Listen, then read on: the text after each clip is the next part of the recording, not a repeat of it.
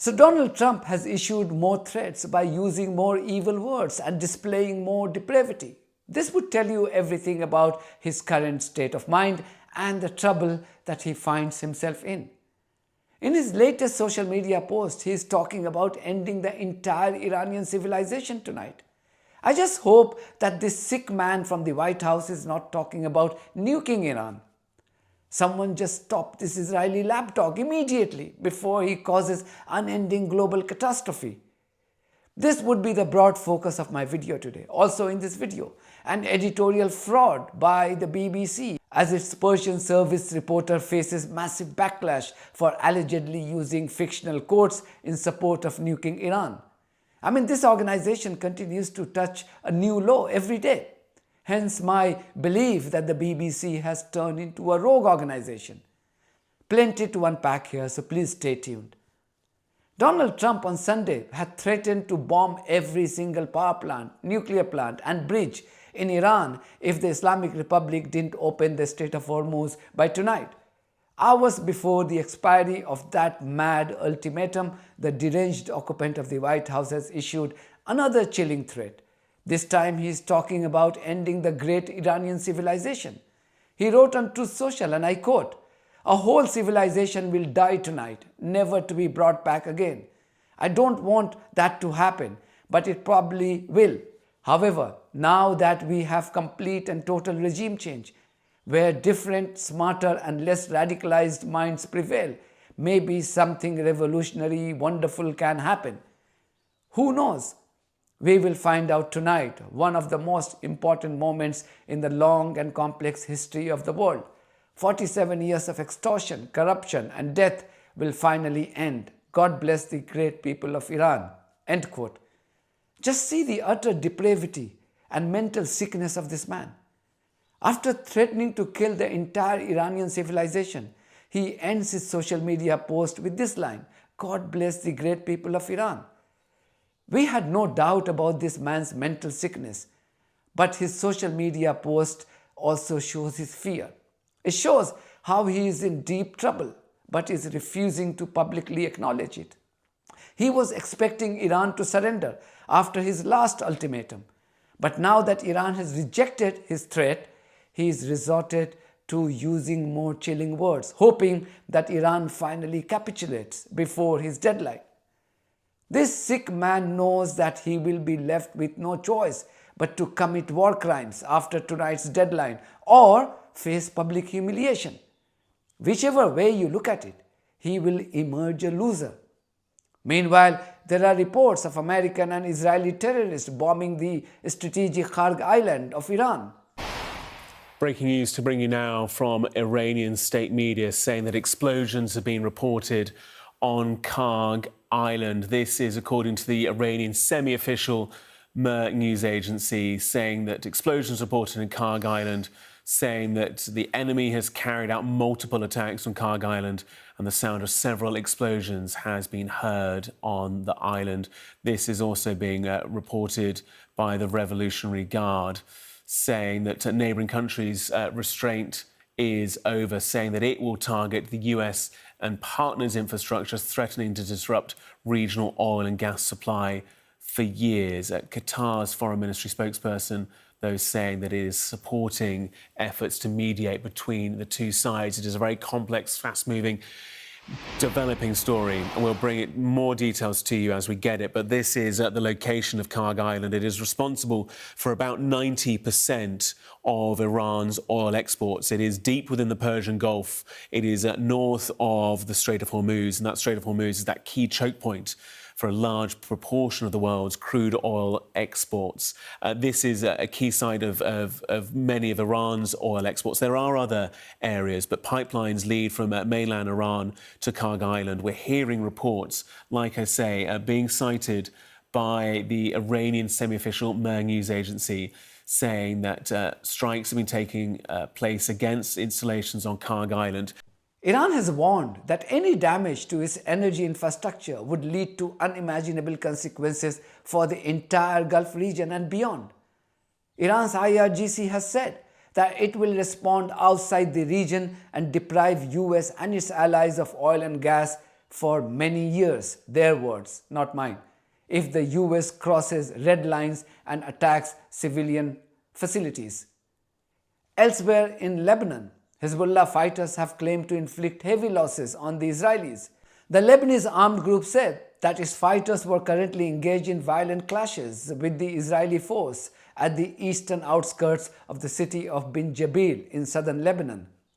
Hezbollah said that its fighters were using light and medium weapons in conjunction with rocket fire and artillery shells. The IDF had earlier said that at least 36 members of its terror outfit has sustained injuries in Lebanon over the past 2 days. Clearly, the Israeli terrorists are realizing firsthand the power of a resurgent Hezbollah. In the UK, the BBC is facing global outrage after one of its Persian service reporters of Iranian origin was found to have altered a quote in her reporting on Iran. This would blow your mind away. You wouldn't expect even a rogue journalist from a propaganda outlet to stoop this low. And this is the BBC we are talking about, funded by UK's taxpayers. Here's what happened. This woman, Ghonche Habibi-Azad, who is being described as a senior reporter at the BBC Persian service, wrote a piece for BBC Online titled, "We are sinking deeper. Iranians brace for infrastructure strikes as Trump deadline nears." This Ghonche woman used several anonymous quotes in her article. Yes, she used several anonymous quotes. This is unique journalism peddled by the BBC these days. You wouldn't see a serious media organization carry anonymous quotes so frequently, with regularity. This is the BBC's invention. One of the anonymous persons being quoted in her story was someone called Radin. This Ghonche woman wrote, quoting her anonymous character called Radin. Radin, also in his 20s and living in Tehran, said about them hitting energy infrastructure using an atomic bomb or leveling Iran. My honest reaction is that I'm okay with all of these. End quote. Yes, this woman working for the BBC and earning her salary from our license fee published a quote in support of the nuking of Iran. You wouldn't do such a thing even if you spoke to real people. Here the BBC was publishing such an outrageous quote being attributed to an imaginary character. As expected, the internet lost its mind on such grotesque filth being described as journalism by the BBC. Here are some of these reactions. Have a read of these responses and see if they are wrong in their criticism for the BBC. Many wondered why this woman was still in her job after writing this garbage. Faced with growing outrage and public shaming, the BBC quietly altered the quote attributed to the fictional character called Radin. The new quote now reads this, and I quote, "Radin, also in his 20s and living in Tehran, said, 'If attacking targets in the country brings down the Islamic Republic, I'm fine with that, because if the Islamic Republic survives this war, it will stay forever.'" End quote. This imaginary person either supported nuking of Iran despite living in Iran, or he didn't. If he did this Ghonche woman challenge that person? Or she was too happy to run this dangerous line because it suited the BBC's agenda? The BBC has a lot to answer for. There should be an investigation into this Ghonche woman's biases and possible links with Reza Pahlavi. This is necessary in light of many users accusing this BBC's Iranian woman of being a Reza Pahlavi supporter. I asked the BBC press to comment. As expected, they have ignored my request. It's time that we, the license fee payers, tell this rogue organization to go and seek funding from Israel and the US, since it has ceased to be a serious news organization. Meanwhile, the Israeli and American terrorists today bombed a synagogue in Tehran. Yes, they bombed a synagogue. And this also proves that Iran has synagogues, even though the Western propaganda outlets such as the BBC would tell you that the Iranians are inherently anti-Jews. Watch this video of the destruction caused by the Israelis and Americans at the place of worship for Jews in Iran.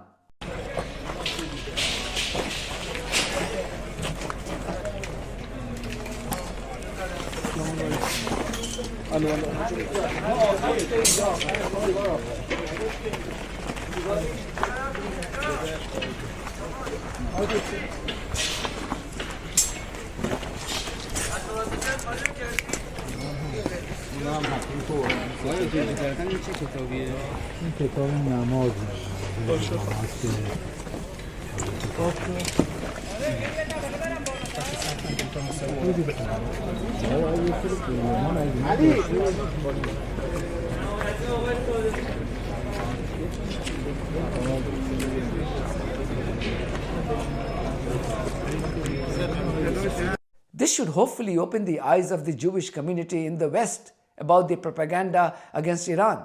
Although this war has opened the eyes of Gulf countries who are now beginning to get uncomfortable with the hidden objective of Trump and his Israeli master Benjamin Netanyahu behind their military aggression against Iran.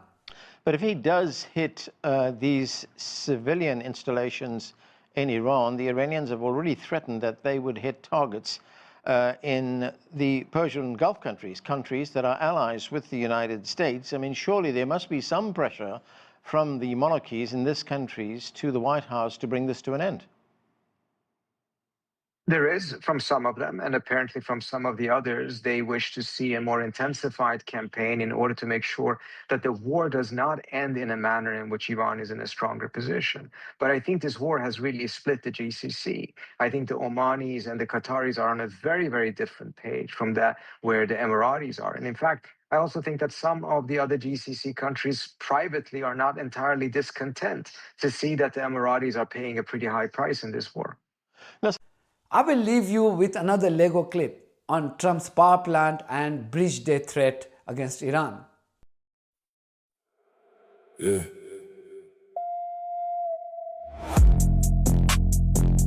Power plant day. Bridge day. You scared of the pictures? Power plant day. Bridge day. Open the fucking strait or you'll be living in hell. Censor the satellites. How what we did to your bases. You're losing your mind and you're losing this war. Face it. You tweet like a madman, threatening power plants and bridges. Praise be to Allah. You sound unhinged, you bitch. You want us living in hell, but you're the one scared of the sky. Begging every satellite company to hide what we did to your guys. 17 bases hit, C-130 and Black Hawk's gone. 100 million wasted just to save one pawn. Now you're blocking the photo so the world doesn't see how bad little Iran fucked up your military. Power plant, bridge day. Open the fucking strait or you'll be living in hell. Censor the satellites, how what we did to your bases. You're losing your mind and you're losing this war. Face it. Sacred defense. We still standing. You censoring the sky.